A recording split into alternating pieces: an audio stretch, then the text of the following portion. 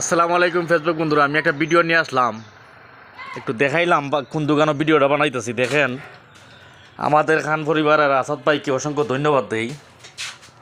ওনার উদ্যোগে আজকে আমি 4 লাখ টাকা নিয়ে আসলাম। কিন্তু এই ভাইদেরকে কী দিয়ে দেন পুরস্কার দেব? উনি বলছেন ঘরের রড নষ্ট হয়ে যেতেছে।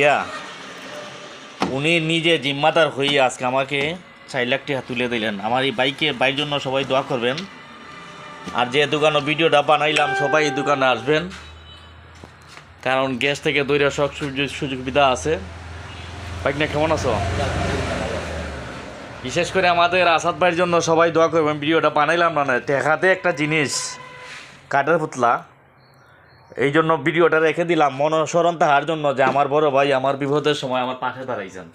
এই জন্য ভিডিওটা বানাইছি।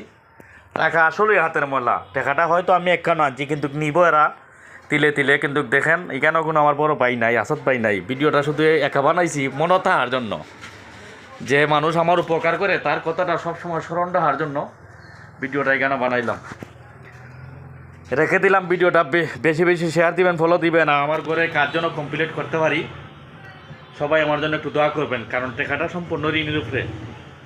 দোয়া করবেন, কারণ লকডাউন দিয়ে দিয়েছি। লকডাউনের উপরে এমন মায়ের খাইলাম জীবনে আর উঠতে পারতেছি না। যেখান থেকে এই আসাদ ভাই আমার পাশে দাঁড়াইছেন, ওনাকে অসংখ্য ধন্যবাদ। ওনার সহপরিবার যেন আল্লাহ পাক সুখে শান্তি রাখে, ওনার আব্বা আম্মাকে যেন আল্লাহ জান্নাত দান করে, এটা আমার পক্ষ থেকে দোয়া রইল। আসসালামু আলাইকুম।